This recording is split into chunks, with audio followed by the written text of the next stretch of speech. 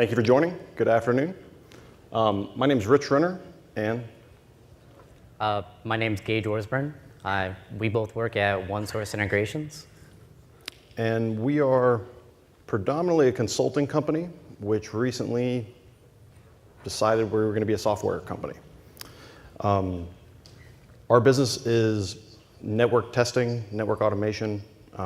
Enterprises will hire us to do things like data center refreshes or advising on next phases of technology for their on-prem infrastructure.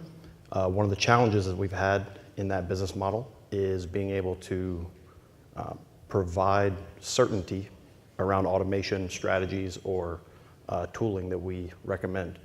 So that's what this talk is about, our journey into how we attempted to solve that problem previously and how we're successfully solving it leveraging Kubernetes. So today's agenda, we'll go through the problem, hopefully give those that haven't been a part of a enterprise network change window an understanding of what goes into that, at least at a high level. Talk about what we wanted to achieve with this project, as well as some of the key community projects here at the Cloud Native Conference that enabled us to do this. It's also a fairly difficult problem. A lot of folks are talking about multiple interfaces for their runtime. Virtual routers and virtual network appliances have more than one interface by default. So should be a good time. So let's jump right into it. Originally, we were describing the problem in terms of like this router won't run on this platform. This F5 load balancer won't run in Kubernetes because of this. The recommendation from the community was to say, tell me more about what you're trying to solve at the end of the day, and then I can understand where you're trying to go. So if you're an enterprise and you have a, let's say, data center network and WAN network and a few branches or several branches in certain cases, the only metric that your users measure you by is how available you are. They don't ask you what version you're running on your routing platform. They don't ask you how good is your throughput. It's just, is it available or is it not? So pretty easy. On face value, just keep the network up.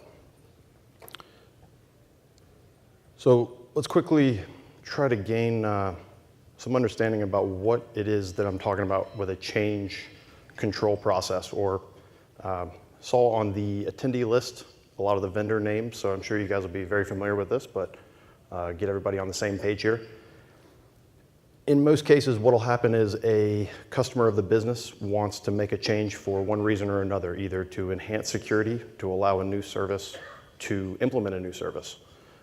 In this case, in our Acme Incorporated here, we've been asked to update an access control list. So pretty simple request. I have SFTP clients and HTTPS clients on the right, and the internet and the SFTP server that's being targeted on the left. So we need to make a firewall rule which will allow that and secure the firewall from the perspective of not allowing other types of traffic through. So let's go ahead and get started. It seems to make sense to put the access rule in the outbound direction from the perspective of the clients. So a couple Google searches later, SFTP operates over port 22 using TCP protocol. HTTPS uses 443. And then I need to make sure that I meet that last requirement, make it secure. So I'm gonna have to deny something. Looking across the internet, there's a lot of default rules that say, well, just deny all IP. That seems good. And I want to make sure that I can turn in a good change report at the end of this change request. So I test, can 443 get out? Perfect. How about telnet, something that I wasn't asked to enable? Okay, it can't get out. Perfect. So close it down, we're good. Well, everybody comes in the next morning and they still want DNS and NTP. So at the time, when nobody was on the network to give me any feedback, seemed like I had met all the requirements. But in reality, I had broken just about every server or network device on the other side. So that was a contrived example. Obviously, an experienced firewall engineer wouldn't make that mistake, but the idea is to just give you an idea of some of the challenges and things that are creeping up that you might not necessarily think about when given a problem to solve. You think you've solved it, when in reality, a lot of other things at play. The second part of the problem is that this isn't a new goal. Vendors have been producing network appliances, platforms, operating systems for years, and their customers have said, how can I model this in a low-risk environment that allows me to validate my changes and several other upgrade procedures? The biggest problem that our company has run into is that most of those can't scale for various reasons, and no harm, no foul, but that was a sticking point, in pretty much everything we tried. Right around the time Gage joined the team, I started hearing a lot about Kubernetes, and when I told him, well, I need to make 300 devices to model this customer's network, well, he's like, well, here, look at this, planet scale. So I read it and was like, well, if it's good enough for Google, I guess it's good enough for me, because my problem's not that big. So now we know that we want to use Kubernetes for scale purposes. We need to set some goals and try to stay focused while we're developing this product. The most important thing that we want to do is provide that assurance. Like we were talking about earlier, a company is only as good as the availability, or a network team is only as good as its availability. So that's point one. And then various online posts and other surveys and things of the like say that the network process is archaic, a lot of other words being thrown around, but that was the second thing that we wanted to attack. Bring the principles and the successful methodologies and processes that other groups, application developers and server administrators alike, have leveraged to be successful in their field. Bring that to the network. So I think I mentioned it earlier, most network appliances come in the form of a VM, and very few are containerized by default.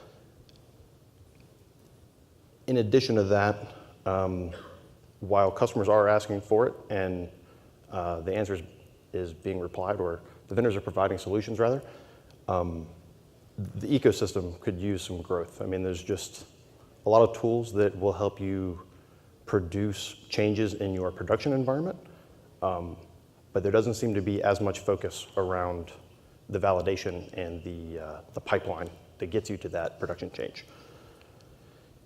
And the first thing that we noticed was that we have a network topology that looks a very particular way, and taking advantage of Kubernetes is going to sling that topology. The routers are going to be all over separate nodes, so got to solve that problem somehow. So I'm going to hit on that first point in that previous slide that Rich hit about network appliances being hard to containerize. Our solution that we came across for this is a Red Hat upstream project called KubeVirt.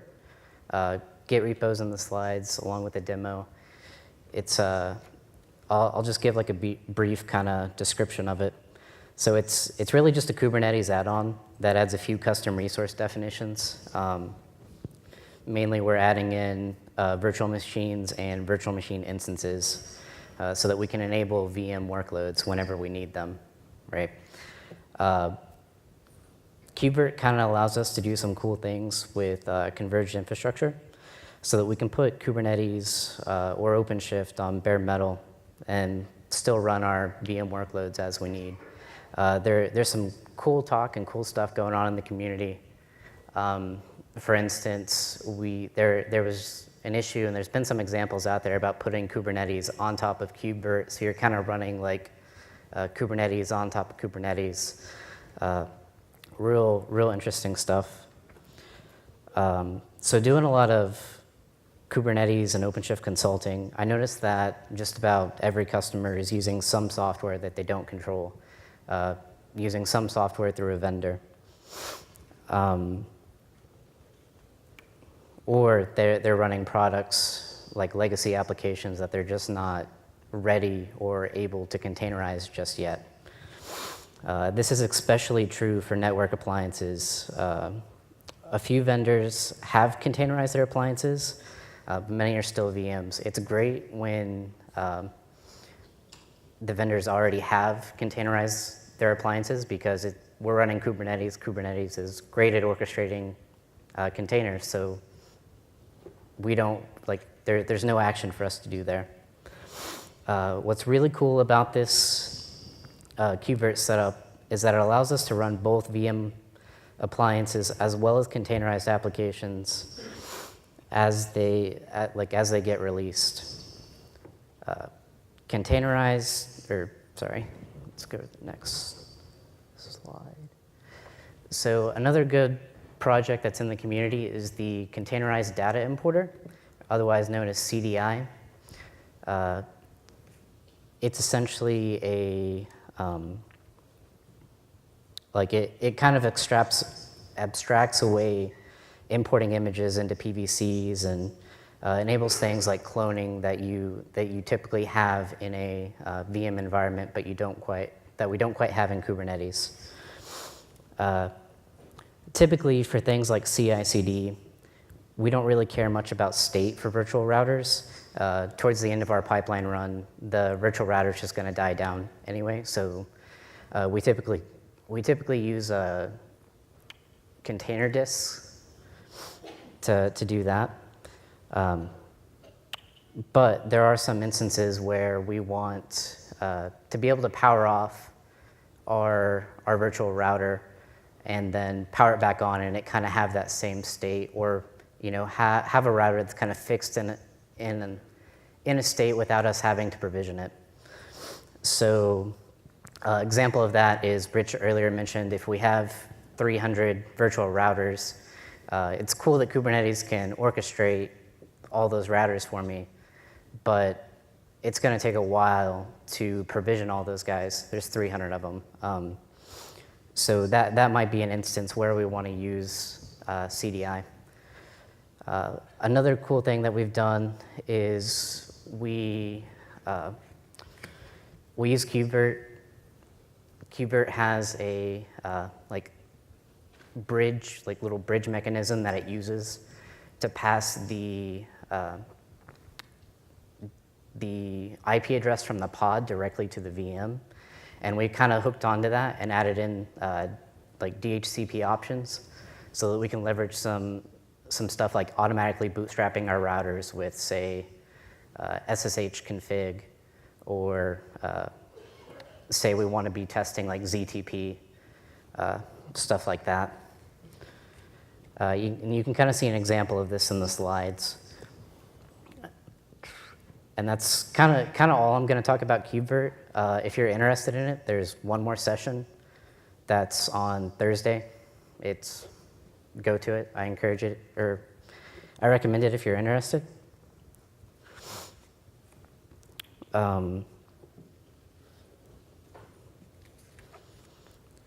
So in this picture, we've used a KubeVirt or Kubernetes manifest to kind of deploy a service provider topology in its own namespace.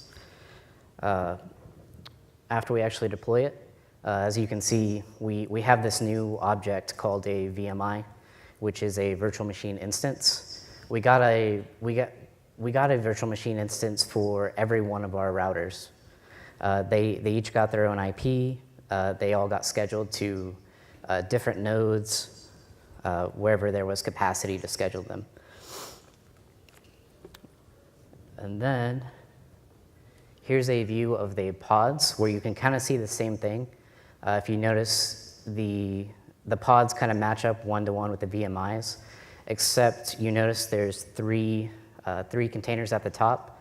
We kind of already touched on the TFTP. We're using that to bootstrap routers as we deploy a topology.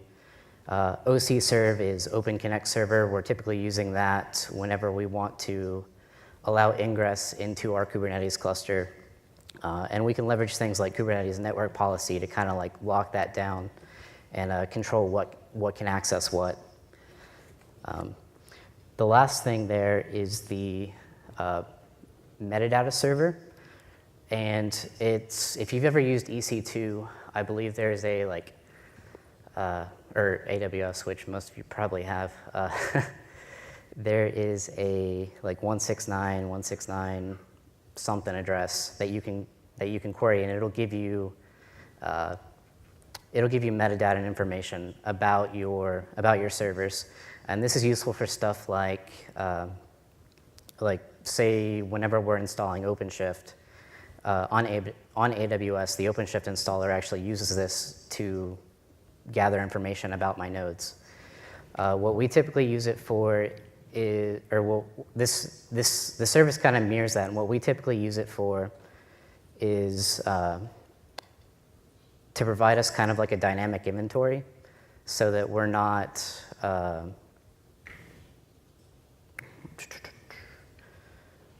having to mess with static files every time we deploy a new topology. Usually we're testing topologies pretty rapidly, and we're trying different combinations of different things, and it's a lot to keep track of that static file.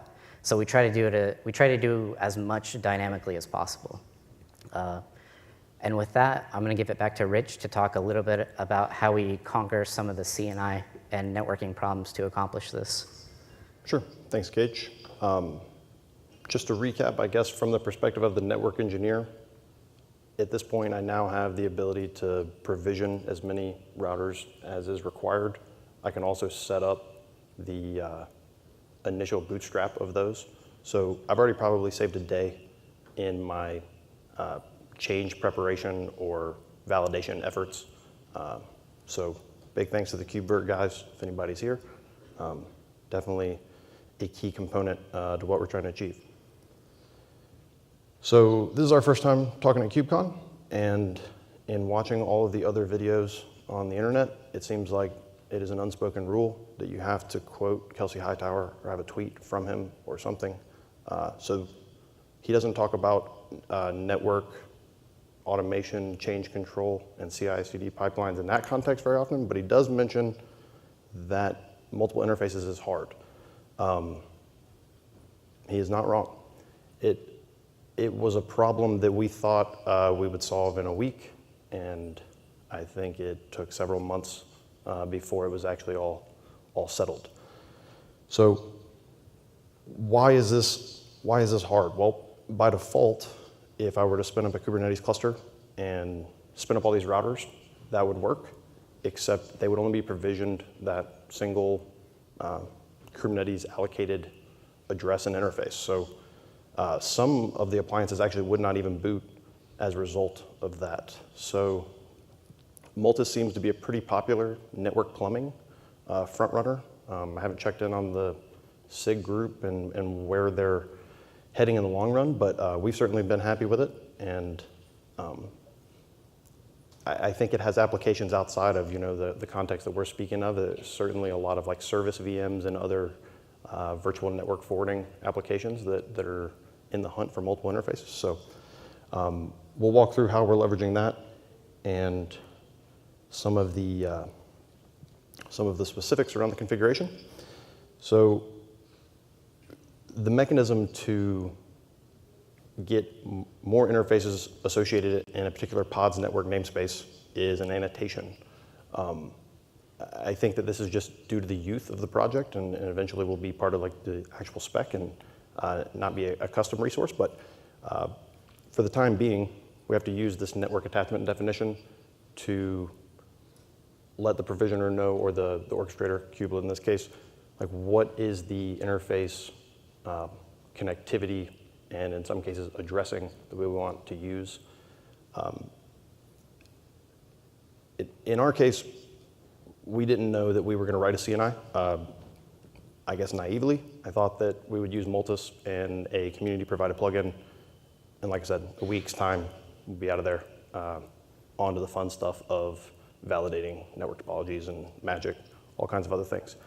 So let's take a look at the community plugins. Even if you're not testing virtual network topologies, maybe you can derive some value from the plugins, some that we tried, and some of the insights that we gained from it. So first up, we have a host device. This is very simple. It just means that I have a network interface that is already ready to be leveraged by a pod, and it's in the root namespace of the host. This is a common theme that we'll see throughout these. I tried to simplify the example. I mean, there's plenty of talks in past KubeCons around the network namespace and CNI provisioning process. So just to give you some context here, the router 1 is our virtual router namespace or a pod, just like any other. And we highlight when we're on the inside, the outside of the network namespace. So like I said, the host device means I gotta already have that pre-provisioned, and its job is just to put it inside the pod. That's not too bad. It becomes difficult to predict what topologies come in next, especially as we go to GA when it's not just us testing in the lab anymore. People are just coming and deploying topologies or have automated processes that are calling the API. So possibly solvable, but certainly not optimal. This one tricked me. I thought that point-to-point meant like very simple point-to-point pipe, no interference. But what it actually means is it expects that there's going to be an IP address allocated to the pod interface, at which point it gets routed to the host.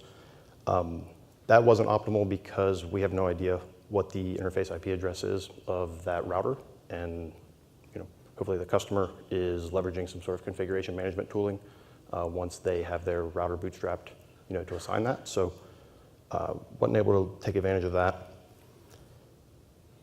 Mac VLAN again is kind of a potential option. Notice that we've added another Ethernet interface here. That's just to demonstrate that if we're going to enslave this Ethernet 1 in this case to be taken advantage of by the pods being provisioned, it basically means that I'm pushing my problem like outside of Kubernetes. We're looking to take advantage of multiple clouds and cost optimize in that way. So we have no idea what the environment's going to be, nor visibility and access to make changes. So that one's out. So this is the one that, again, we thought we were good to go. We started running down the road with a bridge plugin, and there's an option with the bridge CNI plugin where you can operate in L2 mode only. So for us, that seemed like a good deal because we could get back to the days of getting our virtual routers and appliances into a common Linux bridge, trusted, well used across several solutions, and off we go.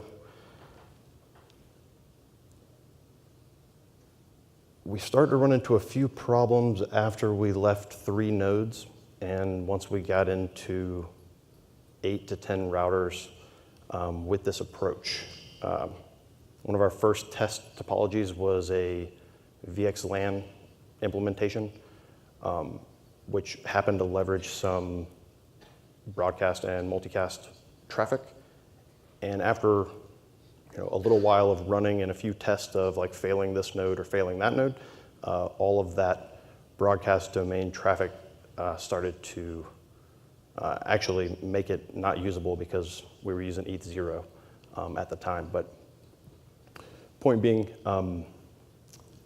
from our goal and our problem statement of scale and ease of deployment, having a limitation on, well, make sure that you limit your broadcast domains in this way because this is the architecture behind the scenes, didn't quite seem like the right way to go. Oops. And then something that neither of us noticed, but some other guys on the team noticed that once you deployed this, there were no LLDP neighbors. So even if you've deployed it and you know how everything's connected and you trust us, a common utility used by most operators and administrators is, well, what is my neighbor? Like, what is the protocol telling me that I'm connected to? Well, it turns out that we started to get a list of these hacks on the left side of the screen there.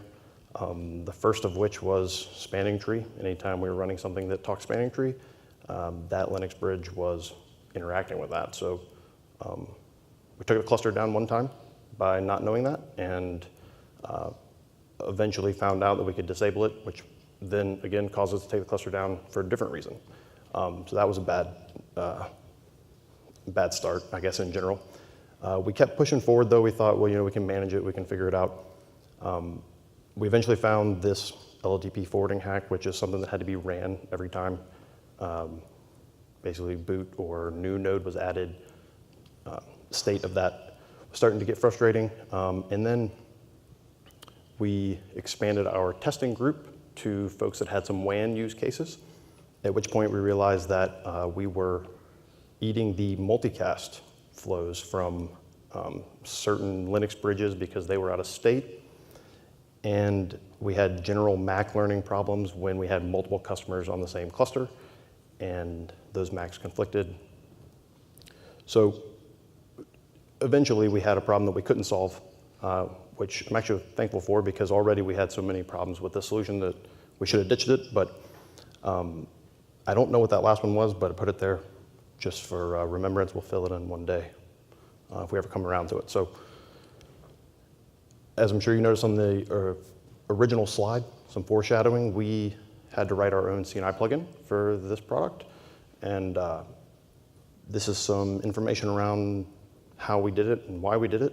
Also, if anybody is interested in it, this GitHub link and the community around CNIs is doing a great job. I mean, I think I learned what a CNI was at the beginning of this process, and I was able to write one at the end, not because I'm all that good at Golang, but they pretty much have written it for me and just left stubs, and I just had to fill it in. So very easy process, so thanks to that community. The only rule that we broke was rule 3. We did not provision IP addresses, but it didn't seem to be too upset about that. So step 1, you're responsible for putting this interface in the network namespace. We've already talked about that. This is a simplified version of the configuration, but of the implementation. But again, very easy. I mean, step 1 was done before lunch, and we're thinking that we should have done this a long time ago.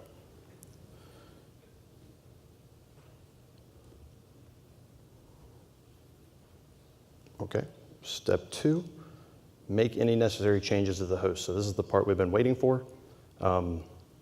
Basically, I just want to take the other end of that veth pair in the host namespace and put it in whatever forwarding, I guess, container, in this case, a Linux bridge, that I choose. And again, fairly easy implementation. They left a nice stub area for us to fill that in. And then I finally got to send this picture instead of receiving this picture. I had been developing this on an Ubuntu host, or a set of Ubuntu hosts as the base layer for Kubernetes. And as it turns out, just about every Golang library that deals with Open vSwitch, it just wraps the binary. So I never noticed on the Ubuntu host. And when I deployed to our production cluster, which was Atomic and CoreOS, depending on which zone, that was not a binary that the Kubelet container or Kubelet runtime had any idea about. So I asked Gage if I could modify the default base image for Kubelet, to which he replied, absolutely not. And so back to the drawing board.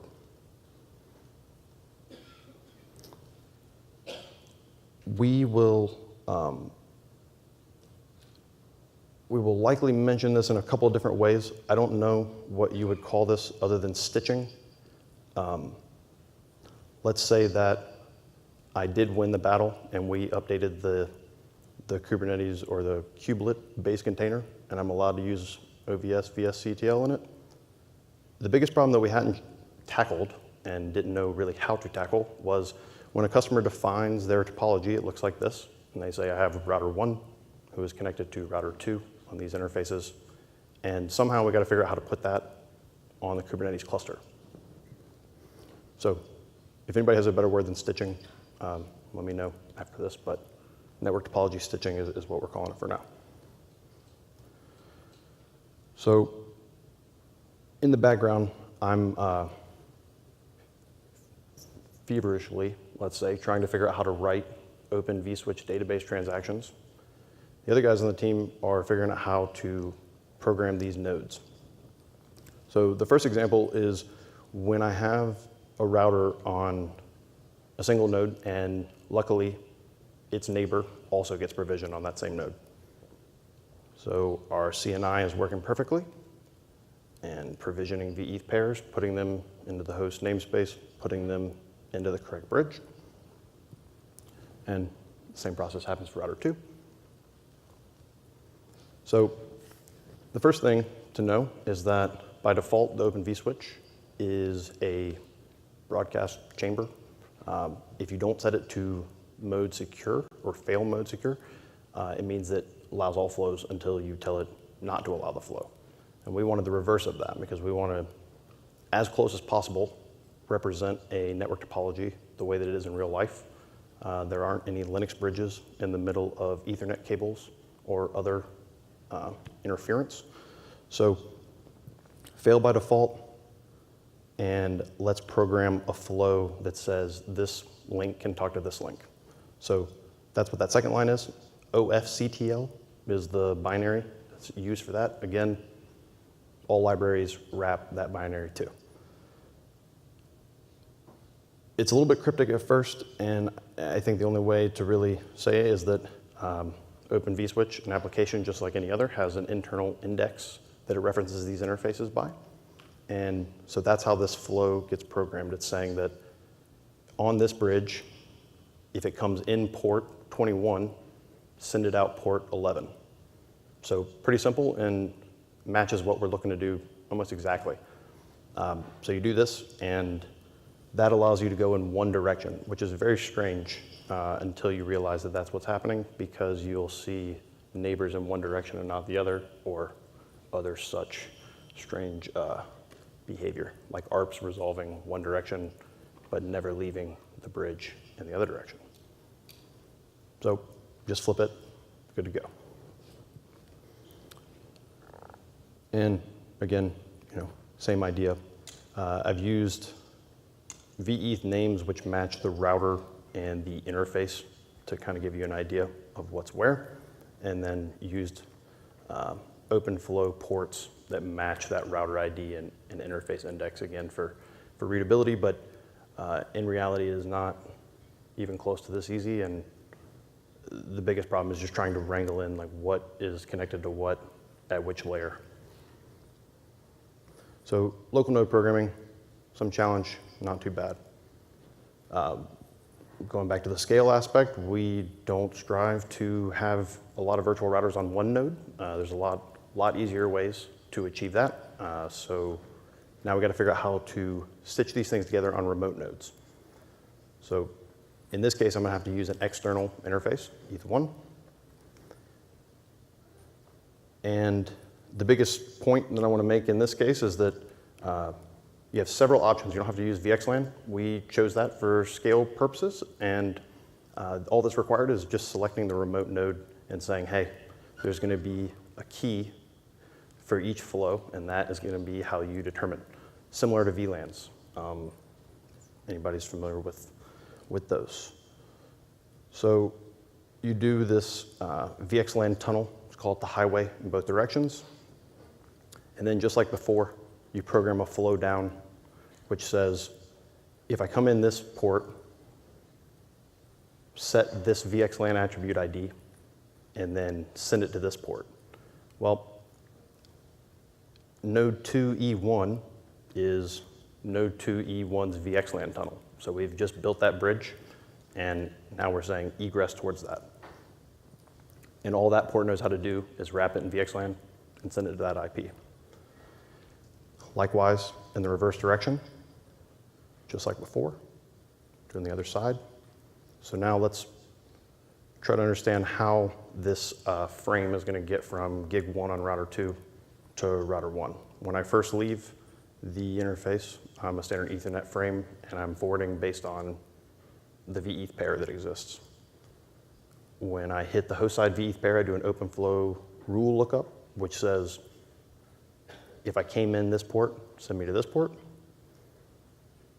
which has instructions that say, put me in a VXLAN header and send me to some IP address, which happens to be our other node. This is where we depend on the external environment. Like I mentioned earlier, we don't always have the ability to know what that's going to look like. And so likewise in the reverse. Sorry. Same idea on the other side. OK, so now we've finally done everything we came to do. It's time to have fun. Let's make a network CI/CD workflow. We didn't pick any one particular product tool set or otherwise. I think Ansible is probably the most popular. But some things to leave you guys with is that once you're able to provision a network topology reliably, bootstrap it however you want, all those other discussions actually become pretty easy because the community and the networking environment is ready to receive any of that configuration. The hard part is getting these models set up. So here's an example workflow. This is something that we developed in our lab. The testing changes part is what we're talking about here, a CI platform. And we've had a lot of success with this. Some of our internal testing and alpha customers, guys that are network engineers, been doing it their whole lives, don't know anything about Kubernetes. They're able to start using things like Ansible because now they have an environment that isn't their production environment to test against. We've been able to use a PCERT API subscription from a particular vendor that when a vulnerability comes in, the model that's saved in all the testing gets kicked off with an automatic upgrade and then returns the report as good as your testing is, which is the caveat. But some things that we're doing next and are continuing to work on now is integrations of VNFs. A lot of work in the community around producing new cloud-native oriented VNFs. And finally, with respect to the data that's required to train things to classify logs and network behavior, we now have like a stable system to produce that data to feed it into machine learning, AI, and all these other fancy things. So if you're interested or have any questions or comments, please contact us. We'll be around later on as well. Thank you all for joining. Appreciate your time.